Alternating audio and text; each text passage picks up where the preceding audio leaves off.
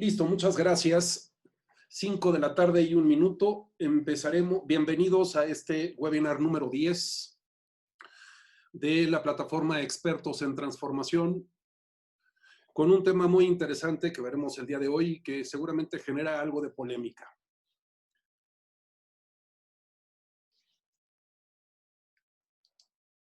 Para quienes me han solicitado información sobre los libros que he publicado, los encuentras en la plataforma que viene indicada en la esquina inferior izquierda, expertosentransformación.com, y los estamos ofertando, los estamos poniendo a la venta a un precio muy accesible, justo porque estamos siendo solidarios con la situación que estamos viviendo todos, no solo lo del COVID-19, sino la situación económica que estamos viviendo a nivel nacional e internacional.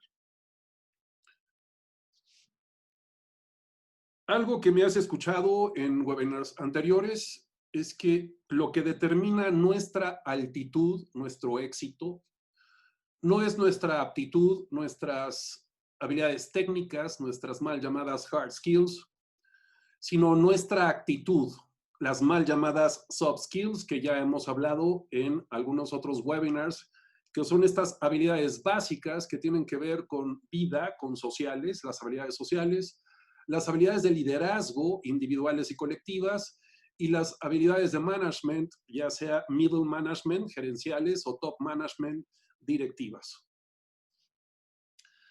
Entonces, bienvenido a este webinar del martes 2 de junio.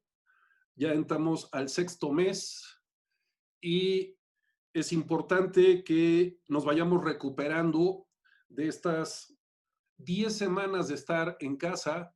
Hay quienes sí pudieron hacerlo, hay quienes lamentablemente no, han tenido que estar saliendo. Entonces, bueno, lo que siempre te he solicitado en todos los webinars es, siempre se transmiten vía Zoom, que procures, si estás en casa, no estar en pijama, en pants, en chándal todo el día, que no tomes la sesión acostado, siéntate en algún lugar cómodamente, que tengas a la mano ahí agua, alguna bebida, algún snack que te alimente saludablemente. Las cámaras se mantendrán apagadas, los micrófonos también, y te invito a que te tomes una hora. Estos webinars usualmente duran una hora no más, porque seguramente tienes algunas otras responsabilidades. Entonces nos ajustamos a que la duración del webinar sea de una hora. Entonces, tómate este tiempo para dedicártelo a ti. Te invito a que estés presente y que no hagas otra cosa solo en esta sesión, tu sesión. Y en algún momento, al final, como se los he puesto ya en el chat, abriremos una sesión de preguntas y respuestas en los últimos 10 minutos. Si se llega a prolongar esto unos 5, 8 minutos más, yo no tengo ningún inconveniente. De hecho, siempre dejo un margen al final de los webinars por si se extienden y por si hay algunas preguntas. Con mucho gusto procuro responder todas las preguntas. Una vez más, si estás en casa y te estás cuidando, no es que no estés haciendo nada, no estás perdiendo el tiempo, nos estás ayudando a todos, a ti y a todos. No sientas que no estás haciendo nada, estás tirando de la curva, lo que estamos buscando es aplanarla. Los números que se nos han dado hasta este momento son más de 10,000 muertos. Según datos extraoficiales, pues mucha gente dice que eso lo podemos multiplicar por 2, por 3, por 4, por 5, en fin. Si nos abocamos de todas maneras a la cantidad de personas que desafortunadamente han fallecido por el COVID-19, bueno, pues es un número importante. Así es que cuidémonos. El propósito de este webinar es ayudarte a que diseñes tu nueva rutina, esto que le llaman ahora la nueva normalidad, y que también aproveches estos momentos para que tomes decisiones importantes sobre cómo vas a continuar tu vida. Algo que hemos visto en webinars anteriores es, no vinimos a este mundo a sobrevivir, vinimos a este mundo a vivir. Así es que desarrollemos las habilidades que sean necesarias para dejar de sobrevivir y aprender a vivir. Para quienes no estuvieron en los webinars pasados, rápidamente, Ya saben que pueden encontrar los enlaces en la plataforma Expertos en Transformación en la sección de webinars. Ahí están los enlaces para las grabaciones de los webinars pasados. Siempre se graban y se suben a la plataforma. Por si quieres compartirlos con alguien, por si quieres revisar los anteriores, ahí están. El primer webinar fue cómo hacer home office sin estrés. El segundo, habilidades, desarrollar algunas habilidades para saber construir escenarios y hacer un diseño de futuro. El tercero fue aprender a tomar decisiones en un contexto de crisis. Surge aquí una idea que me gusta mucho, que es el eslogan de un diplomado que diseñé hace muchos años de neuroliderazgo, que dice: no tomes decisiones permanentes a partir de sentimientos y pensamientos temporales. Entonces, aprendamos a tomar decisiones en contextos de crisis. El cuarto fue cómo potenciar tu liderazgo para triunfar. ¿Cuáles son las habilidades de liderazgo que normalmente requerimos tener presentes, pero en condiciones extraordinarias? ¿Cuál es el otro paquete de habilidades de liderazgo que requerimos tener muy presentes, sobre todo en el inicio de una nueva era que es absolutamente disruptiva? El quinto fue tu mejor regalo, y tu mejor regalo tiene que ver con elevar tu nivel de conciencia, este despertar de conciencia, este awareness. Si te interesa profundizar en el tema, te pido que revises la grabación del webinar número 5. El 6, el manejo emocional y la bioquímica para los líderes. Cómo la cantidad de horas que duermes, los alimentos que ingieres, la calidad de esos alimentos, el ejercicio que haces, modifican todo el tiempo tu bioquímica. Somos seres bioquímicos y tu cerebro funciona en base justo a eso, a bioquímica. Entonces, si no te alimentas bien, si nutrición no es correcta, tu nutrición no es correcta, si no haces ejercicio o el ejercicio que haces no es suficiente, si no descansas lo suficiente, se afecta tu bioquímica corporal, se genera algo que se llama fatiga endocrina, y tus neurotransmisores, hormonas y enzimas no funcionan correctamente. El séptimo, kit de primeros auxilios en el manejo emocional. Te compartí datos que son, pues, estremecedores. Para el año 2025, según la Organización Mundial de la Salud, las principales dos causas de incapacidad laboral, discapacidad laboral, van a ser el estrés y la depresión. Y nosotros requerimos entonces desarrollar habilidades para bajar los niveles de estrés, y ya como pudimos identificar y lo pudimos plantear, el 95% del estrés lo generan nuestros pensamientos y emociones recurrentes, es decir, nuestra obsesión. El octavo fue, bueno, pues ¿por qué en esta nueva era son más importantes las soft que las hard skills? Y hablamos justo de hacer esta distinción entre competencias básicas y competencias técnicas. Las técnicas, las que aprendemos en nuestras formaciones universitarias, y las mal llamadas soft o blandas o suaves, que no tienen nada de suaves y de blandas, y que nosotros las hemos rebautizado como habilidades básicas porque son las que vienen a complementar el paquete de habilidades técnicas. El webinar de la semana pasada fue vivir bajo presión no es la solución, y entender un poco que no solo nosotros incurrimos en aceptar y permitir las presiones externas, sino que muchas veces las presiones internas son mucho mayores, y cómo podemos aprender justo a operar en este espacio en donde le bajemos al máximo estos niveles de presión. Bienvenido entonces a ¿crees que sabes dar o recibir retroalimentación? Esto es muy interesante, y los que me conocen saben que normalmente cuando yo hablo sobre algún tema hago mucha labor de investigación, y justo he venido en los últimos meses buscando información al respecto. ¿Cuál es la historia? ¿De dónde viene la retroalimentación? ¿Qué es el famoso feedback?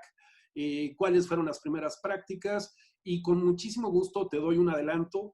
Estoy pensando seriamente en escribir un libro al respecto, porque me he encontrado con una gran cantidad de ejercicios y de ciertas prácticas que se han permitido en muchas organizaciones y que no nos funcionan como retroalimentación.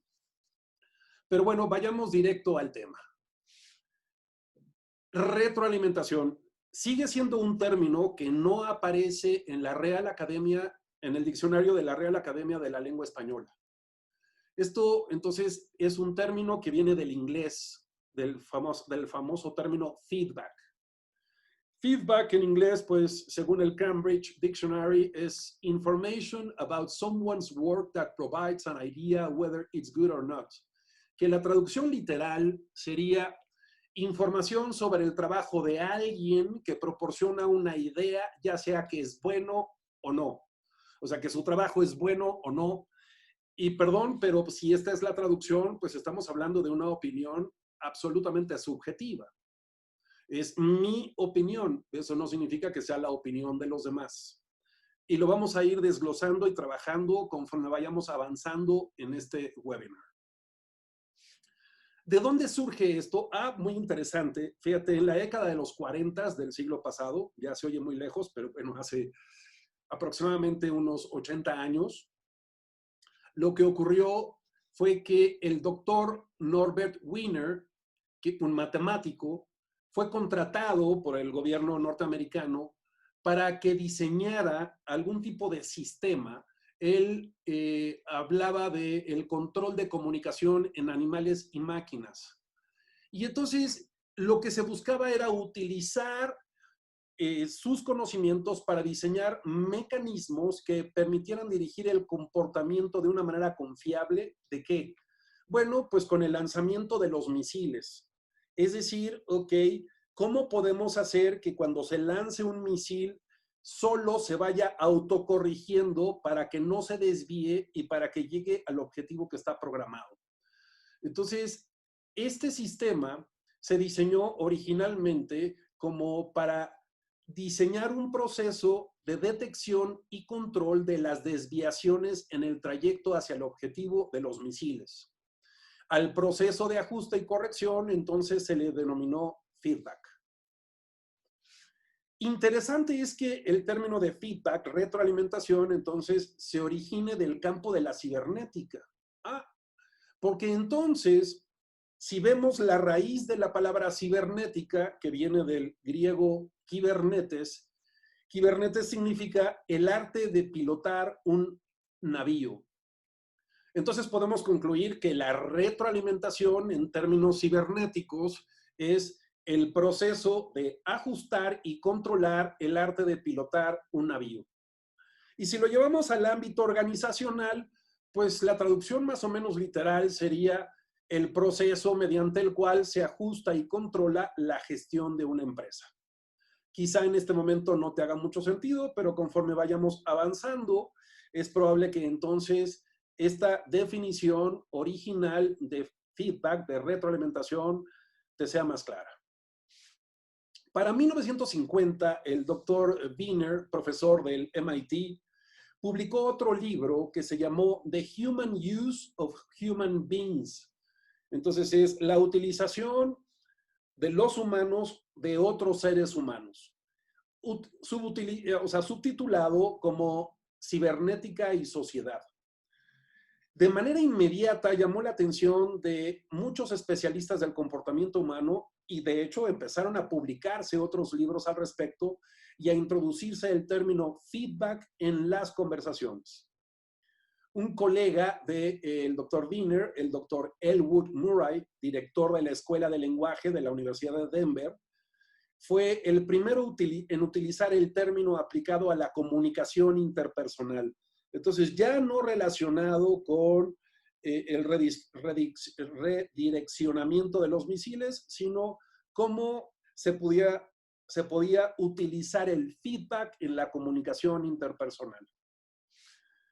Fíjate que entonces el término ha pasado de la física a la electrónica, a la biología, a las comunicaciones, a la publicidad, hasta la mercadotecnia. Cuando hablamos de que un micrófono se acerca a una bocina y genera un ruido espantoso, a eso se le llama retroalimentación en términos de electrónica. Se está retroalimentando el sistema. Pero cuando lo llevamos al ámbito de las personas, entonces veamos cómo opera. Fue hasta finales de los años 50 del siglo pasado que la primer empresa que hizo un ejercicio de una evaluación que no fuera la típica fue eso que hoy es conocida como Exxon. Se diseñó un incipiente, sí, quizá el primer esfuerzo que se hizo reconocido para modificar los sistemas de evaluación tradicionales y llevarlos a un ambiente en donde se recopilaba información de superiores, pares y colaboradores, lo que hoy para muchos es conocido como una calibración de 360 grados, que no es exacto el concepto, porque vamos a ver un momento más cuando sí es una calibración 360 y cuando no lo es. Y en donde justo pues la retroalimentación jugaba un papel fundamental. ¿Qué ocurrió? Bueno, en la década de los 70, un grupo de alumnos del doctor Harry Stack Sullivan realizó una investigación de la comunicación interpersonal. El doctor Sullivan era un especialista en psiquiatría y sus alumnos empezaron a hacer esta revisión de analizar la comunicación interpersonal desde la perspectiva psiquiátrica. Y descubrieron dos cosas muy interesantes que ocurren normalmente en la retroalimentación. Y esto es que cuando le pedimos a una persona que se autoevalúe, muchas veces en lo que incurre es en subestimar sus habilidades o sobreestimar sus habilidades. Además de que se detectó una gran dificultad para poder definir las fortalezas y las debilidades de cada individuo a título personal. En los 80s, el doctor James Haichu, estudiando una muestra de más de 1,000 sujetos, además pudo concluir que alrededor del 65% de las personas que recibían retroalimentación lo hacían a disgusto, no importando si se hacía de manera muy sutil, muy amable, no confrontativa, pero de todas maneras, más del 65% de esta muestra que se hizo no les gustó recibir retroalimentación, fuera buena o fuera mala, no les gustaba sentirse bajo el microscopio o ser juzgados.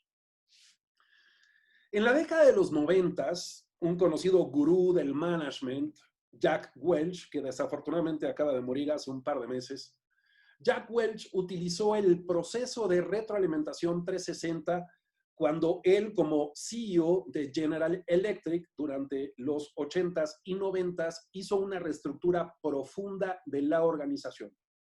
A partir de ahí, la idea de implementarlo en muchas organizaciones, de copiarlo, porque les gustó mucho el sistema, ganó momentum, entonces empezó a ponerse de moda.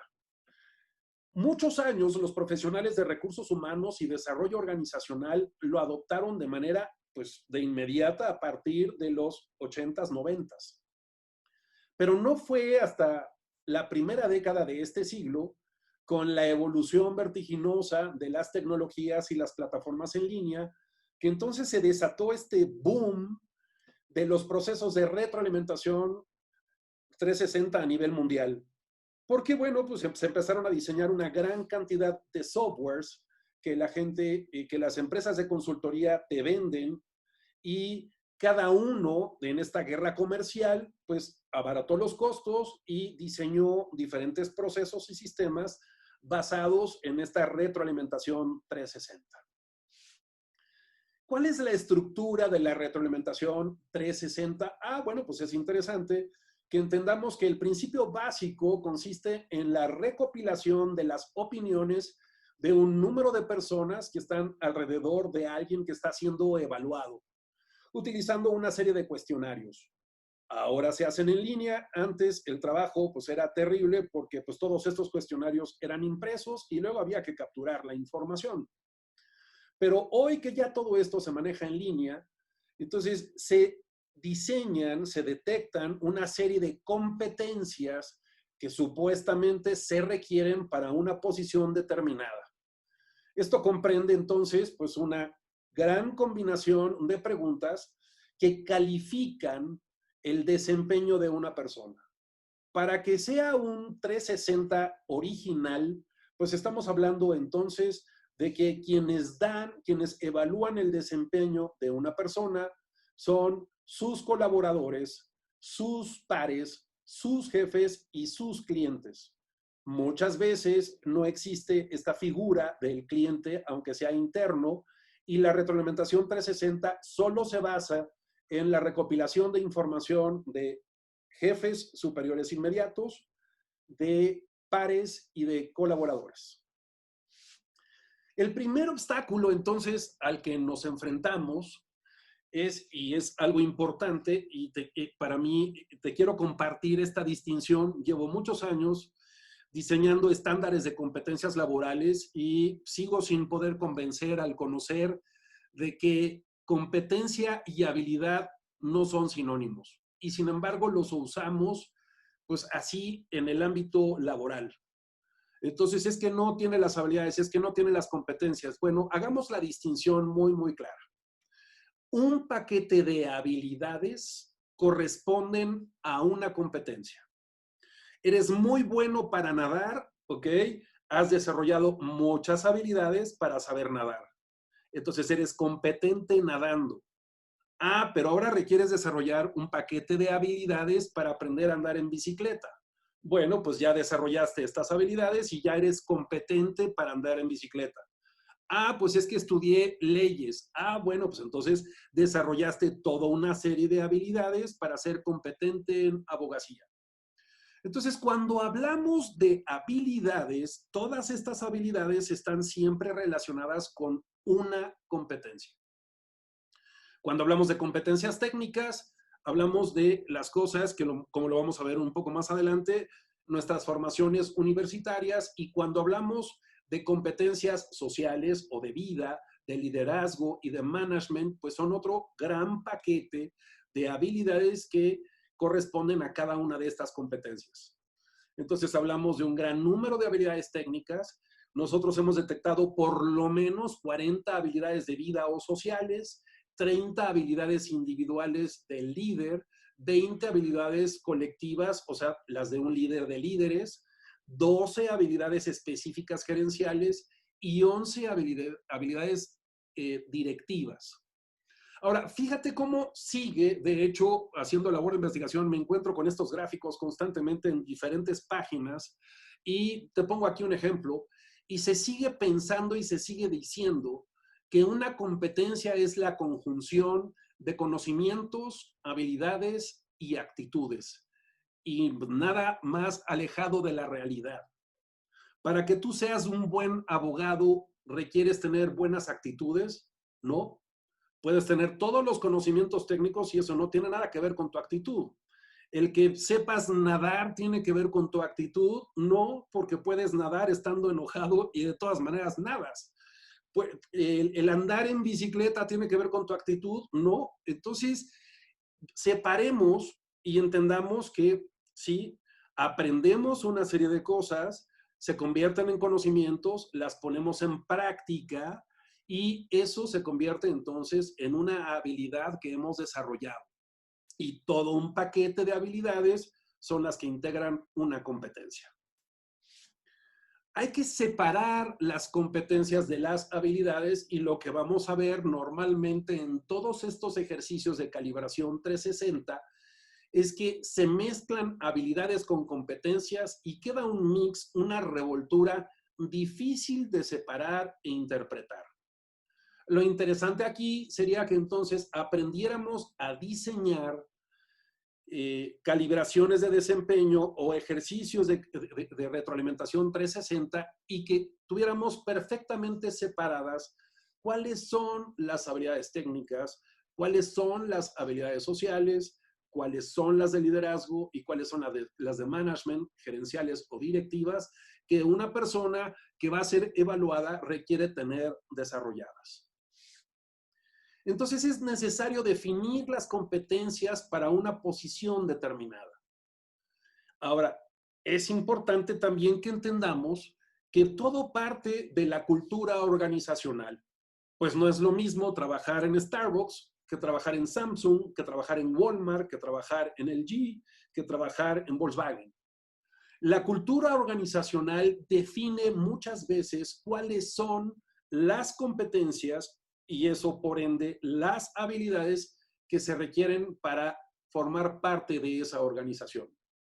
En segundo lugar, hay que ver quién define las competencias técnicas y de management, ya sean gerenciales o directivas, y esto corresponde al jefe superior inmediato. El jefe superior inmediato es el que define cuáles son las competencias técnicas y de management que requiere una persona que va a incorporar a su equipo de trabajo. Ahora, quienes definen las competencias de vida, estas que son las competencias sociales y de liderazgo individuales y colectivas, bueno, pues es el área de recursos humanos o talento junto con el jefe de la persona que será evaluada o será contratada. Y en cuarto lugar, las empresas de consultoría que ofrecen el servicio, la venta y la implementación requieren ajustarse a los requerimientos de la empresa, pero usualmente entonces lo que ocurre es que estas empresas de consultoría pues ya tienen un set de 3,000 o 4,000 o a lo mejor de 500 evaluaciones o de 500 perfiles y hacen como un mix seleccionando pues este módulo y este módulo y este módulo y entonces no hacen un traje a la medida. Es importantísimo entonces que cuando contratemos a una empresa que nos dé servicios de diseño de calibraciones de desempeño o de retroalimentaciones 360, ellos se ajusten a los requerimientos específicos que tiene cada organización. Un importante dato estadístico, fíjate, estudiado por diversas escuelas de negocios europeas en empresas multinacionales, es que cerca del 47% de las calibraciones de desempeño o feedback 360 no redundan en un beneficio. ¡Wow! Eso está fuerte. O sea, casi el 50% de las calibraciones no redundan en un beneficio. ¿Y por qué es esto? Bueno, pues porque nadie le da seguimiento al proceso y de manera natural se le transfiere la responsabilidad a la persona evaluada para el desarrollo de las habilidades. ¿Esto qué es? Bueno, pues ya te di retroalimentación, ya te dije cuáles son tus fortalezas, qué cosas sí hiciste bien, cumpliste con ciertas metas, con ciertos objetivos, pero esto y esto y esto y esto y esto no. Entonces ahí te encargo que lo desarrolles, nos vemos dentro de 6 meses o dentro de un año. ¡Wow! Algo que requerimos tener perfectamente claro es que es responsabilidad del jefe superior inmediato verificar el desarrollo de las habilidades de sus colaboradores. Y esto pues no va a ocurrir si solo se aplican las calibraciones 1 o 2 veces al año. Se entregan los resultados y el evaluado se le dice, bueno, pues Dios te bendiga, hazte cargo, nos vemos la próxima. Esto no nos sirve. Entonces, ¿cómo el jefe superior inmediato ayuda a sus colaboradores? Bueno, esto es algo que requerimos empezar a implementar en las organizaciones.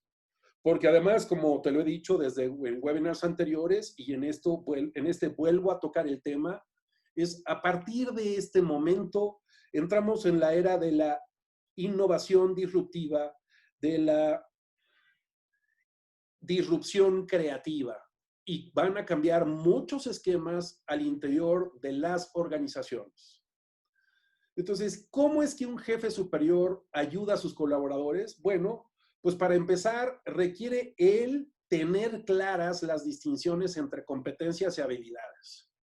Y luego, no solo eso, sino tener desarrolladas él o ella a título personal esas habilidades. Y resultado de la calibración, diseñar junto con el colaborador el plan de acción para desarrollarlas y calendarizar reuniones semanales, no quincenales, no mensuales, no trimestrales, reuniones semanales para verificar el avance de ciertas habilidades que se detectaron que esa persona requiere desarrollar. Entonces, algo que es importante es que entendamos que todo gerente o todo director es un líder. Y como es un líder de líderes, se tiene que convertir en mentor, en tutor, en asesor, hasta en líder coach de sus colaboradores. Seguimos encontrando estos gráficos en diversas páginas. Tú googleas un poco, yo soy cibernauta y me encuentro con mucha información que sigue estando hoy. Esto se publicó hace un par de semanas, en donde no tenemos clara la distinción entre hard y soft skills. Y precisamente mi invitación es que dejemos de hablar de hard y soft skills y empecemos a hablar de competencias técnicas y competencias básicas. Ojo, cuando hablamos de competencias, de las consecuencias de no formar soft skills, pues cuidado, porque si leemos todo lo que aparece en esta circunferencia, bueno, pues se habla de resultados, de clima laboral, de reputación, de compromiso, de recursos humanos, y perdón, pues esta es una mezcolanza terrible entre habilidades técnicas y habilidades blandas, supuestamente blandas, habilidades básicas, y no se tiene perfectamente claras cuáles son las sociales, las de liderazgo y las de management. Entonces, si me lo permites, pues te presento ahora un cuadro muy rápido para que entendamos claramente cuáles son las diferencias.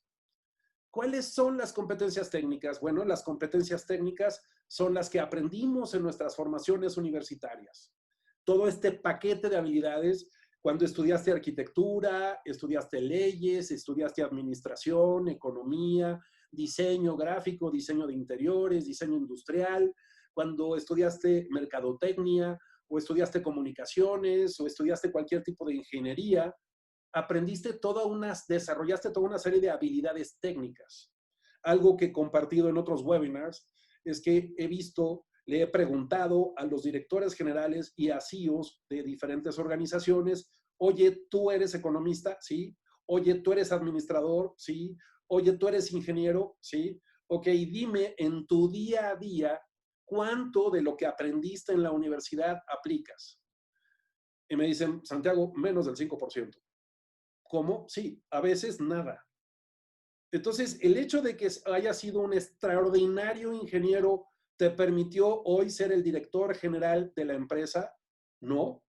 La verdad es que la mayoría de las cosas técnicas que aprendí no las utilizo en mi día a día.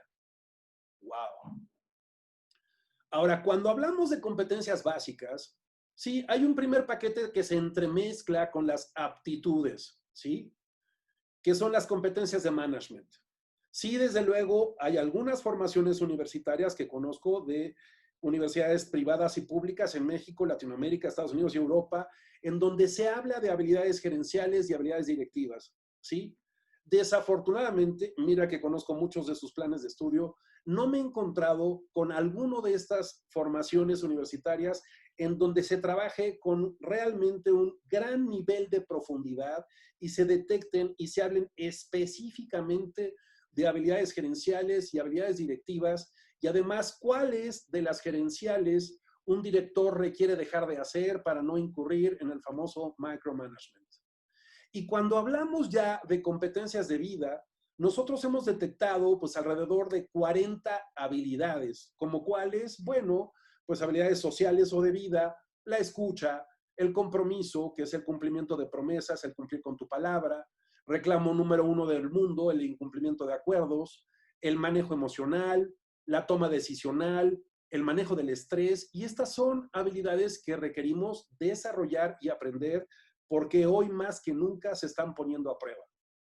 Y hablamos también de habilidades de liderazgo. Estas habilidades de liderazgo que nosotros detectamos, habilidades individuales, un universo por lo menos de 30 habilidades individuales y de 20 habilidades colectivas, de un líder de líderes. Habilidades como resiliencia, asertividad, accountability, saber delegar, esas son habilidades de liderazgo y desafortunadamente no nos las enseñaron en ningún lado y hoy en los procesos de retroalimentación requieren estar contempladas. ¿El porqué de la resistencia de muchos colaboradores a una calibración? Bueno, mucha gente se resiste a las calibraciones y a las retroalimentaciones, bueno, en primer lugar, por la importancia de cuidar la imagen personal, el cómo se me percibe. No quiero que se dañe mi imagen personal o me preocupa mucho el qué piense la gente de mí. La segunda es, si salgo mal calibrado, entonces no va a haber bonos, no va a haber aumentos, no va a haber promociones. La tercera, bueno, pues es esta incomodidad que genera ante el resto de los colaboradores, pares, que se hagan públicos los resultados o que a la hora que se entreguen los resultados, aunque no se hagan públicos, pues se nos indique que ciertas personas no tenemos desarrolladas ciertas habilidades. El cuarto es sentir, mucha gente lo siente, que se emiten juicios y opiniones sin fundamento y además que no existe este derecho de réplica.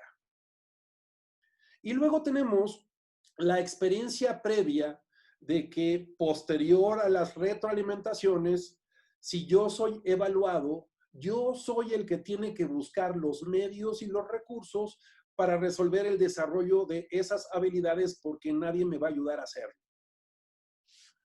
Entonces, para implementar un proceso de calibración o retroalimentación 360 exitoso, pues, ¿qué se requiere?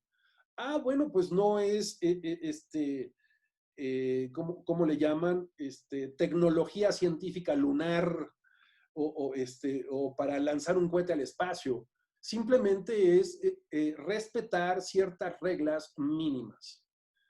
La primera es dedicarle tiempo para diseñar cada uno de los perfiles del puesto de las personas que integran el área. ¿Cuáles son las habilidades técnicas y las habilidades básicas que yo requiero para la persona que se siente en esa silla, que ocupe esa posición? Determinando y documentando las responsabilidades alineadas con la cultura organizacional. Oye, es que esto es un trabajal, sí, implica mucho trabajo, sí, pero ¿sabes qué? Hazlo.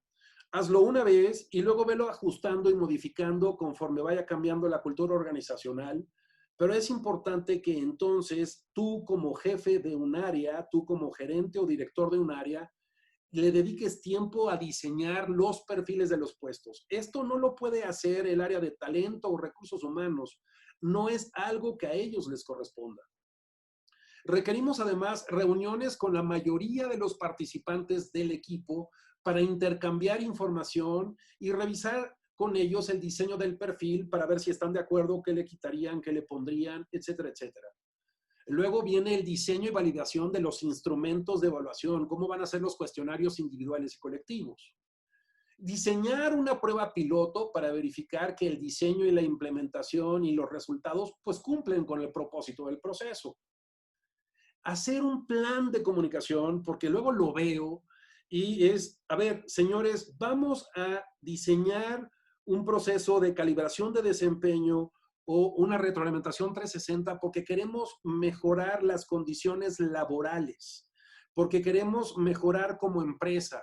Esto no es enjuiciar a todas las personas que están trabajando y pues si no cumplen con el número, con el objetivo, bueno, pues bye, next y el que sigue. Reuniones de trabajo para concientizar a los líderes de equipo de que su responsabilidad es formar a sus colaboradores. Ahora estamos hablando de que hay que capacitar a los líderes para que sepan leer los resultados de las calibraciones y den una retroalimentación individual a cada colaborador y lo vamos a ver en un momento más. El procesamiento de información global para determinar el estatus de la empresa y medidas a solucionar para problemáticas que ya no son individuales, sino que son colectivas. Y luego, que quede muy claro, el seguimiento semanal que los líderes requieren darle a cada uno de sus colaboradores. Ahora, entendiendo que un proceso de calibración no solo se refiere al cumplimiento de metas y objetivos. Entonces, ¿hay reglas para la retroalimentación efectiva? Sí, sí las hay.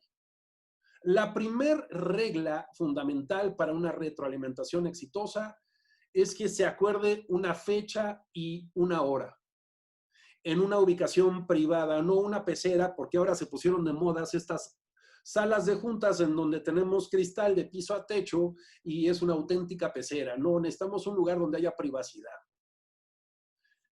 Y garantizar la confidencialidad y además cuando yo le voy a dar retroalimentación a alguien requiero pedirle permiso. Oye, ¿te puedo dar retro? Sí, ok. ¿Qué día y a qué hora? Pues tal día, tal hora. Listo, y lo establecemos. La segunda regla fundamental es que una persona como líder no puede pedirle a alguno de sus colaboradores que sea y haga lo que él no es y lo que él no hace. O sea, un líder requiere entonces predicar con el ejemplo. La tercera regla es fundamental y es que entendamos que cuando le estamos dando retroalimentación a una persona, esa persona también es un líder. Entonces, esto está ocurriendo entre dos líderes, un líder evaluador y un líder evaluado. Hay que reconocer entonces como líder si las personas reconocen mi autoridad. Nadie va a aceptar una retroalimentación de un jefe superior inmediato si no lo reconoce como autoridad, y lo va a reconocer como autoridad si lo reconoce como líder, su líder. La cuarta regla es que todo proceso de retroalimentación siempre empieza por lo positivo: los logros, las metas, el cumplimiento de objetivos y las fortalezas de todas las competencias técnicas y básicas. Por razones de orden y claridad, entonces, es necesario que se divida la retroalimentación en categorías. Posterior a la revisión del cumplimiento de metas, objetivos y resultados, si es que los hay, esperemos que sí, y de reconocer las fortalezas, bueno, pues ahora viene la revisión de dos competencias, las técnicas y las de management. Para ello, entonces, es necesario revisar cuáles no salieron dentro del rango de lo esperado. Y en un momento más vamos a ver cómo se soluciona la problemática relacionada con competencias técnicas y de management. Posterior a ello, se revisarán las habilidades de la competencia vida, sociales, y como en el caso anterior, se analizan cuáles no salieron dentro del rango esperado. Y luego, por último, revisaremos las habilidades de las competencias de liderazgo individuales y colectivas, y al igual que en el caso anterior, pues verificaremos cuáles están dentro del rango de lo que se requiere, y si no, cómo vamos a desarrollarlas puntualmente. Una vez concluido lo anterior, bueno, pues ahora viene el establecimiento de acuerdos. ¿Y cuáles son los acuerdos? Bueno, ojo, para las primeras dos competencias, o sea, las técnicas y las de management, es necesario que el líder evaluador le indique al líder evaluado cómo puede desarrollarlas. Oye, te recomiendo que leas tal libro, que tomes tal curso, que tomes tal seminario, tal diplomado, tal especialidad. ¿Sabes qué? Acércate con el personal de capacitación, de RH o de talento y verifica con qué instituciones académicas tenemos convenios y hay ofertas disponibles, y ve qué programa puedes tomar y me informas. Y una vez que ya tengas claro qué taller, qué diplomado, qué seminario vas a tomar, entonces vamos a definir una fecha dentro de un mes, 2 meses, 3 meses, para volver a revisar, para ver si ya las tienes desarrolladas, esas habilidades técnicas o esas habilidades de management. Pero ¿qué sigue con las siguientes competencias? Las habilidades sociales y las de liderazgo. Ahí el líder evaluador se sienta con el líder evaluado y agendan un plan de acción para que el líder evaluador le enseñe, lo capacite como mentor, como tutor, como capacitador a su colaborador. No es responsabilidad de recursos humanos y talento desarrollar las habilidades sociales y de liderazgo de las personas que trabajan en tu área. Es tu responsabilidad. Este proceso de formación, tutoring, mentoring del líder evaluador es permanente con sus colaboradores. Insisto, no es responsabilidad de talento o de RH para hacerse cargo mediante cursos, talleres, formar a los colaboradores en todas las competencias. Desafortunadamente, las empresas que recurren a esa modalidad es porque aún no han logrado establecer acuerdos con los mandos directivos y gerenciales de que parte de sus responsabilidades como líderes es formar a sus equipos. Lamentablemente, entonces vemos a una gran cantidad de áreas de recursos humanos y talento que asumen responsabilidades, roles que no les corresponden u operan como bateadores emergentes ante la irresponsabilidad de directivos y mandos medios de formar a su gente. Una de las conversaciones constantes que justifica el incumplimiento de gerentes y directores, pues tiene que ver con la falta de tiempo, la excesiva carga de trabajo, y nosotros como empresa de coaching y consultoría, trabajando con más de 5,000 directivos, pues lo que escuchamos es que siempre no había tiempo y que había demasiada carga de trabajo, y lo que descubrimos al final es que había un pésimo manejo de la agenda, muchísima desorganización, que no se delegaba lo suficiente y que además la mayoría de estos directores o gerentes hacían micromanagement y por supuesto pues que no les alcanzaba la vida. Pero si tienen un buen manejo de agenda, una buena planeación y organización, si delegan lo suficiente y no incurren en el micromanagement, por supuesto que les va a sobrar tiempo para poder capacitar, para poder acompañar a sus colaboradores para desarrollar estas habilidades, estas competencias sociales y de liderazgo. Es importantísimo cuidar las formas en la retroalimentación. Cuando se trata de dar retroalimentación en habilidades relacionadas con aspectos técnicos y de management, es fundamental que quien lo proporcione pues sea el líder evaluador, o sea, el jefe superior inmediato, o por lo menos un par del jefe o un jefe del jefe.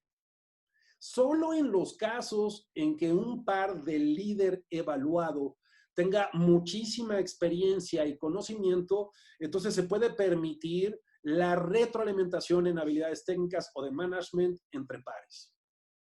Permitir que un personal de menor nivel técnico o de posición jerárquica en la organización o con menor experiencia se tome atribuciones que no le corresponden, no solo daña la relación, sino que además nunca será bien recibida por la persona que está siendo evaluada. Y entonces, con el debido respeto, a ver, yo soy el director de esta área y viene el jefe del departamento de recursos humanos a darme retroalimentación, pues por supuesto que no lo voy a aceptar. Y no es cuestión de ego, simplemente tiene que ver con que este director se va a cuestionar, esta persona tiene más experiencia, tiene más conocimientos técnicos y de management que yo tengo. No, pues entonces no voy a aceptar y no será bienvenida su retroalimentación. En los casos de las competencias básicas, ya sean de vida o sociales y de liderazgo, el líder evaluador es responsable, como ya lo hemos dicho en repetidas ocasiones, de desarrollar las habilidades de sus colaboradores, motivo por el cual, en primera instancia, pues tiene que tenerlas primero él desarrolladas. No es casualidad que muchas de las habilidades que le hacen falta a los colaboradores de un área también le hagan falta al líder de esa área. Cuando un líder evaluador no puede proporcionarle retroalimentación a su colaborador porque está enfermo, efectivamente por excesiva carga de trabajo, porque son demasiados sus reportes, bueno, entonces es necesario que alguien que sí las tiene pueda hacerlo. Lo que es incorrecto es que alguien que no las tiene, por el simple hecho de tener la documentación, de tener los resultados de la evaluación, se crea que es capaz de darle retroalimentación a esta persona y analizar con ella la evaluación o la calibración. Esto es incorrecto. A veces escucho a personas argumentar que hay quienes no están abiertos o receptivos a la retroalimentación. Sí, ya vimos que más del 47%. Bueno, revisemos primero los casos al interior de las organizaciones donde se utilizan estas calibraciones de desempeño o retroalimentaciones 360. Bueno, en primer lugar, muchas veces no se acepta porque la persona que ha sido evaluada no reconoce a su jefe como un líder y por eso ni a sus pares como autoridades, entonces no está abierto a la retroalimentación. En segundo lugar, el evaluado cree que sabe y los resultados demuestran que no, pero pues quiere tener la razón, entonces pues no, a mi manera y tengo la razón. En tercer lugar, el evaluado considera que la retroalimentación no es objetiva, por el contrario, está llena de juicios y opiniones que no son afirmaciones, y las afirmaciones, bueno, pues son datos, cifras o información que se pueden medir o verificar. Cuidado con estas, entonces, opiniones subjetivas. Para poder hacer un juicio lo más objetivo posible, pues tiene que estar fundamentado en estas afirmaciones que son datos, cosas que se pueden, cifras que se pueden medir, que se pueden verificar. Lo que sigue también ocurre cuando la persona que es evaluada no disfruta las actividades que está realizando, pero que requiere el trabajo como su fuente de ingresos. La última es que la cultura o clima organizacional no son de su agrado, pero por el momento no tiene otra opción. Cuando no está de por medio una calibración o proceso de feedback 360, porque hay muchas empresas que no lo han implementado, bueno, no podemos argumentar que le vamos a dar retroalimentación a un par o a un colaborador. Lo que sí podemos es sostener conversaciones en donde compartamos nuestras opiniones. Estas pueden ser escuchadas, pero eso no significa que van a ser aceptadas o que implican un cambio de actitud o comportamiento. Es por ello que sugerimos que desde el inicio de una relación jefe-colaborador, el líder evaluador y el líder evaluado establezcan reglas de cuál va a ser la dinámica y que esta retroalimentación va a ser constante, ya que forma parte del desarrollo profesional. Ahora sí que sobre advertencia no hay engaño. Yo voy a estar contigo, apoyándote, dándote seguimiento para verificar cuáles habilidades sociales y de liderazgo tienes, cuáles no tienes, y te voy a ayudar a desarrollarlas. Cuando la dinámica es entre pares, la retroalimentación es aceptada solo cuando se reconoce al par que tiene mayor experiencia, conocimiento o desarrollo de las habilidades en cuestión. Pero si somos pares y yo creo que tú no tienes la experiencia, los conocimientos o las habilidades, difícilmente voy a aceptar que me des retroalimentación. Entonces, cuando no es así, no es retroalimentación, es una opinión, sí, digna de ser escuchada, pero esto no implica obligación alguna. Esta frase, este proverbio zen, es maravilloso y dice, cuando el alumno está preparado, aparece el maestro. Y es una muy linda frase y que la podemos interpretar de diferentes maneras. Si la analizo desde el ego, entonces yo lo que pudiera decir es que como alumno ya estoy preparado, entonces ya soy maestro. Pero si le bajo a mi ego 3 rayitas, entonces lo que puede aparecer en el camino, que es muy valioso, es cuando no opero desde el ego, entonces estoy dispuesto a escuchar a todos los maestros que me rodean. ¿Y eso qué significa? Que soy capaz de escuchar al conserje, al policía, al lustrador de calzado, al mesero, a la señora de la limpieza, al chofer, a mis pares, a mis colaboradores y mis clientes. Sí, por supuesto. ¿Estoy dispuesto a aprender de ellos? Sí. Pero sin embargo, el escuchar una opinión no se convierte en una instrucción, en una orden o un mandato.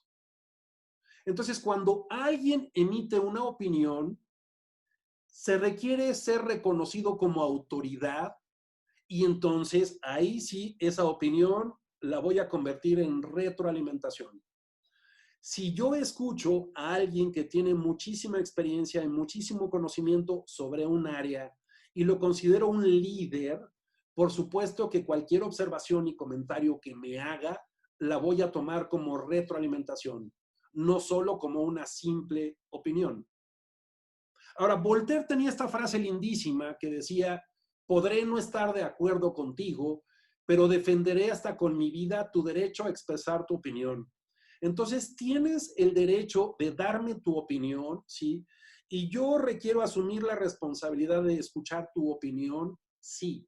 pero eso no significa que te reconozco como autoridad y entonces tengo que sí o sí aceptar tu opinión como una retroalimentación. En la vida cotidiana, por supuesto, entre parejas, hijos, socios, amigos, no opera la retroalimentación.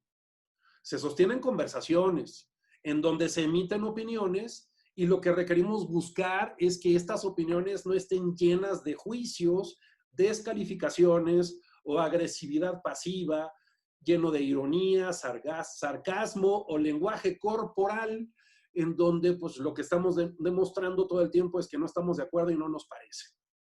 Procuremos entonces emitir opiniones fundamentadas en afirmaciones, datos, situaciones, eventos que se pueden comprobar, medir o verificar. Ahora sí, ¿sabes cómo dar o recibir retroalimentación? Yo espero que sí. Gracias por participar y recuerda visitar la página www.expertosentransformación. Nos veremos el próximo martes en el siguiente webinar. Para cualquier duda o pregunta me puedes contactar a santiagobeorlegui@institutovitral.com. Te invito a que aceptes este reto. Contesta estas 5 autoevaluaciones, estos 5 cuestionarios gratuitos en la plataforma y verifiques qué habilidades de liderazgo, qué habilidades de vida y qué habilidades gerenciales y directivas tienes y cuáles no.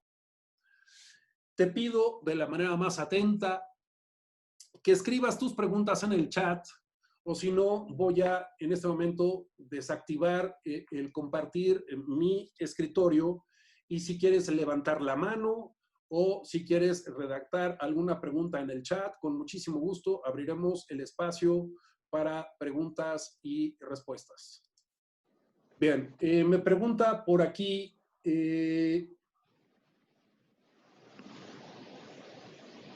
Armando, o sea, RH tiene las descripciones del puesto, las habilidades y competencias del mismo. Sí, habría que revisar, Armando, muchas gracias, habría que revisar si esas habilidades y esas competencias son las que se requieren. Acuérdate, como lo vimos en un principio del webinar, que muchas organizaciones confunden competencias con habilidades. Entonces, ¿cuál es el paquete de habilidades específicas para esta competencia?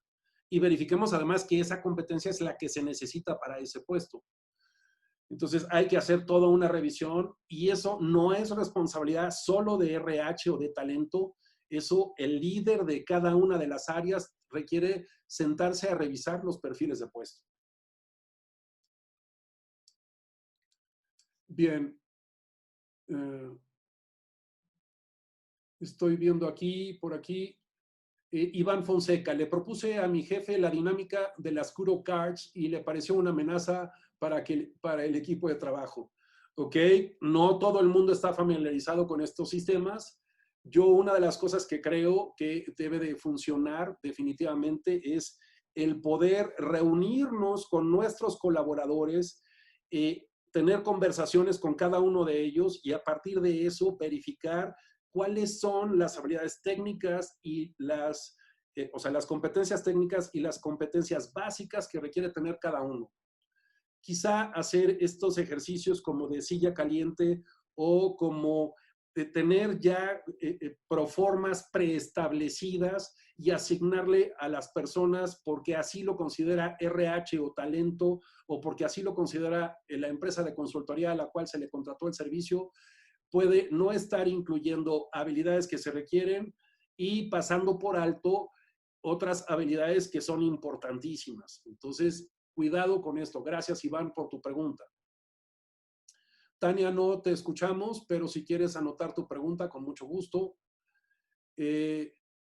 Entiendo que efectivamente, dice Iván, que es con el fin de motivar. ¿Qué le pareció? A él le pareció que era lo contrario. Bueno, pues sí. Igual, mira, una de las cosas que yo sostengo y que lo he planteado en muchas otros webinars, no es responsabilidad de las empresas motivar. Yo creo que es responsabilidad de cada quien automotivarse. Lo que sí es responsabilidad de la organización es no desmotivar. Y nos hemos vuelto especialistas en desmotivar justo porque cambiamos las condiciones, porque cambiamos las prestaciones, porque cambiamos los porcentajes de comisiones, porque aumentamos la carga de trabajo y entonces nos volvemos especialistas en desmotivar. Tania, mi pregunta es, ¿cómo puedo retroalimentar a un colaborador si ella ya no se siente a gusto, está a la defensiva con todo lo que se le comenta? Por lo que yo detecto, ella solo está colaborando con nosotros por cuestión económica. Sí, es muy triste. Entonces, nosotros lo manejaríamos que entró en el cuadrante del mercenario o del terrorista. A un terrorista, pues no, quizá no tiene las habilidades y hay que estarlo supervisando, o un mercenario sí tiene las habilidades, pero se vende al mejor postor. Desafortunadamente, si esa persona no cambia su actitud, pues vamos a tener que prescindir de sus servicios. Gracias, Tania. ¿Alguien más por ahí tiene alguna pregunta? Las 6 de la tarde con 4 minutos.